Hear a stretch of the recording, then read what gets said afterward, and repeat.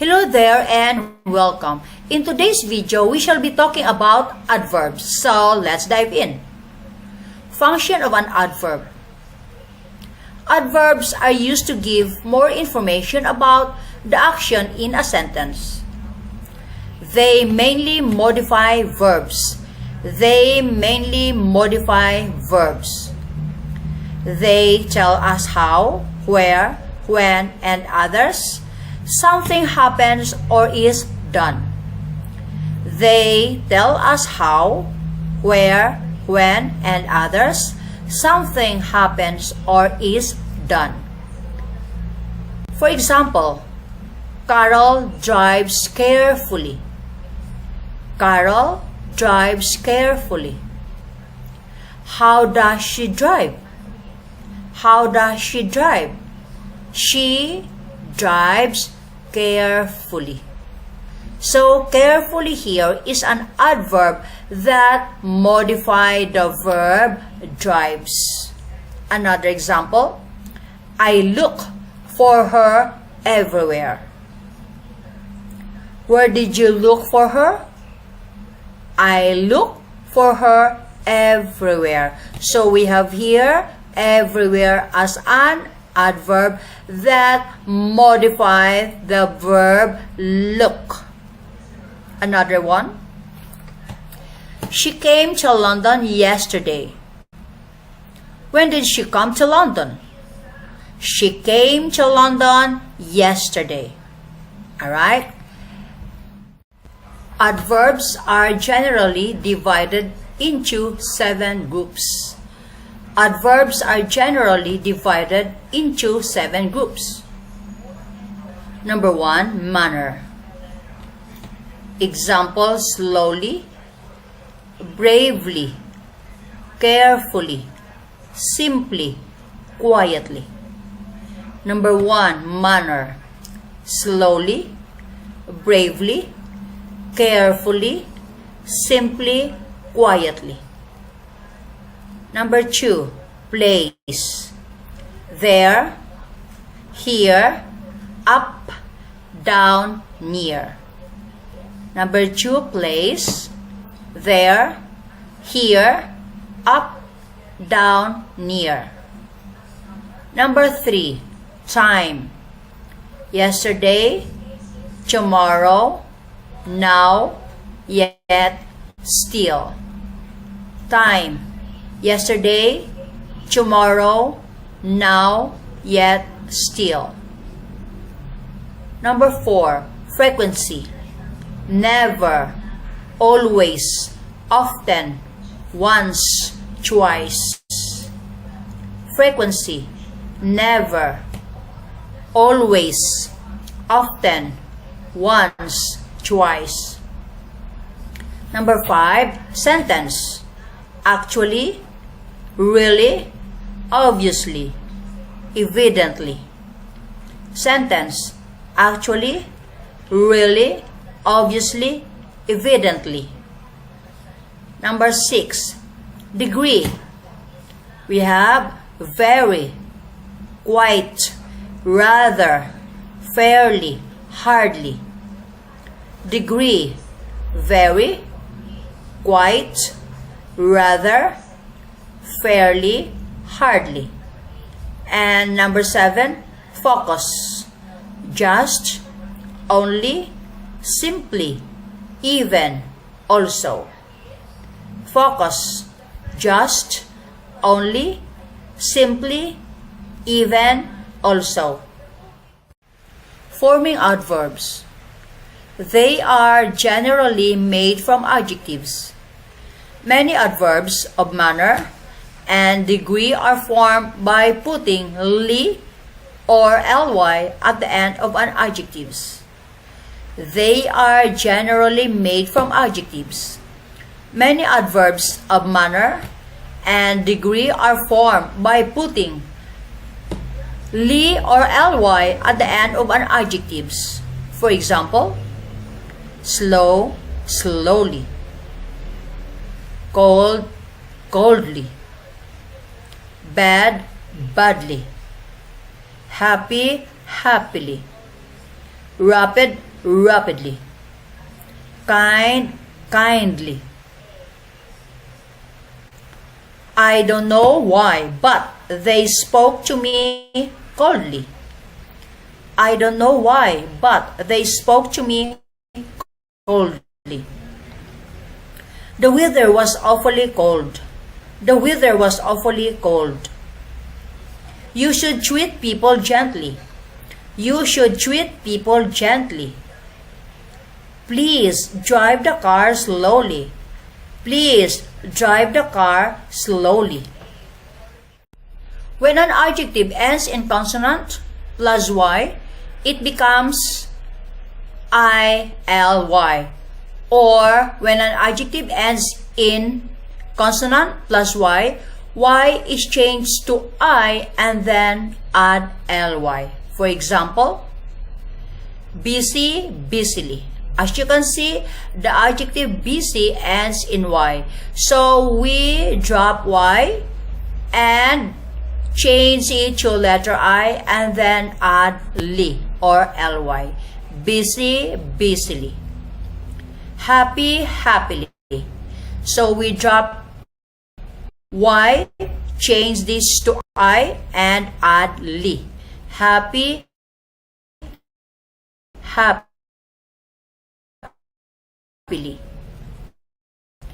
Easy, heavy, heavily.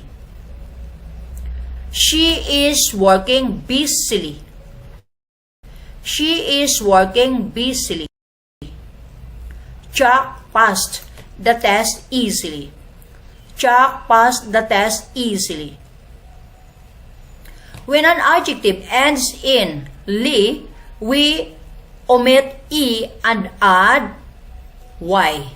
Or we omit letter e and change it to letter y. Example, noble. So as you can see, the adjective noble ends in e. So we have to drop e and change it to y. Noble becomes nobly. Gentle becomes gently. So we drop e and change this to letter y. Gentle, gently. Possible, possibly. Simple, simply. Example, my mom brushes my hair gently every day. My mom brushes my hair gently every day. When an adjective ends in e, we keep e and add ly or ly. Example, extreme, extremely. Free, freely. Brave, bravely. Safe, safely. His political ideas are extremely dull. Our army fought bravely. Our army fought bravely. When an adjective ends in ic, we add ali. When an adjective ends in ic, we add ali. Example, systematic, systematically. Systematic, systematically. Phonetic, phonetically. Phonetic, phonetically. We search the attic systematically. We search the attic systematically. Mrs. Burns wanted us to write the words phonetically. Mrs. Burns wanted us to write the words phonetically. Let's move on to degrees of adverbs. We have first positive. Positive expresses a quality without a comparison. Positive expresses a quality without a comparison. Example, Robert walks slowly. Robert walks slowly. Comparative. Comparative expresses a higher or lower degree than the positive. Comparative expresses a higher or lower degree than the positive. Example, John walks faster than Robert. John walks faster than Robert. Superlative. Superlative expresses the highest or the lowest degree when comparing more than two things or person. It expresses the highest or the lowest degree when comparing more than two things or person. Example, Ronnie walks the slowest. Ronnie walks the slowest. Adverbs having the same form as adjectives. Adverbs having the same form as adjectives. Let's look at the table below. Positive, comparative, superlative. Fast, faster, the fastest. Fast, faster, the fastest. Early, earlier, the earliest. Early, earlier, the earliest. Late, later, the latest. Late, later, the latest. Hard, harder, the hardest. Hard, harder, the hardest. They came earlier than me. They came earlier than me. Kenyans always win prizes in marathons because they run the fastest of all. Kenyans always win prizes in marathons because they run the fastest of all. My parents' plane will arrive later than my uncle's. My parents' plane will arrive later than my uncle's. Number 2, adverbs formed with li or ly. Let's look at the table. Positive, comparative, superlative. Positive, comparative, superlative. Easily, more easily, most easily. Easily, more easily, most easily. Quickly, more quickly, most quickly. Quickly, more quickly, most quickly. Fluently, more fluently, most fluently. Fluently, more fluently, most fluently. Carefully, more carefully, most carefully. Carefully, more carefully, most carefully. Linda drives more carefully than her husband. Linda drives more carefully than her husband. Elizabeth speaks English the most fluently. Elizabeth speaks English the most fluently. Number 3, irregular adverbs. Irregular adverbs. Let's look at the table. Positive, comparative, superlative. Positive, comparative, superlative. We have well, better, the best. Well, better, the best. Badly, worse, the worst. Badly, worse, the worst. Far, farther, farther. The farthest, the farthest. Much, more, the most. Much, more, the most. Who speaks English the best? Who speaks English the best?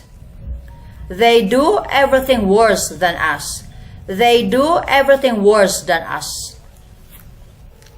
So there you go, guys. That's the end of this video about adverbs.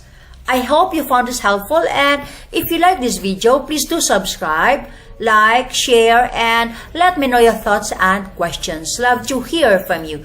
Good luck and thanks for watching.